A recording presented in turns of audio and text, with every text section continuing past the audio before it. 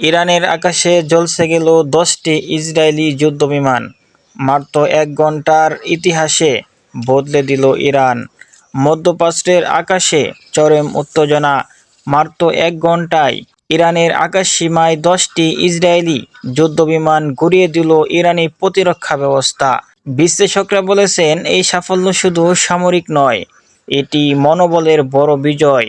ইসরায়েলের F-16 ও F-35 সিরিজের বিমানগুলো drone ও satellite system দিয়ে শনাক্ত করে ইরানের বাবার 373 এবং তলা 580 প্রতিরক্ষা ব্যবস্থার মাধ্যমে ধ্বংস করা হয়। তেহরানে বেজে ওঠে বিজয়ের সাইরেন, আর বিশ্বজুড়ে শুরু হয় আলোচনা, ইরান কি আগামীর আকাশযুদ্ধে নতুন শক্তি হয়ে উঠেছে?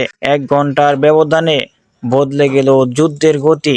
ইসরায়েল কি পাল্টা আঘাত আনবে, নাকি এই হামলায় পর্যাপ্ত বার্তা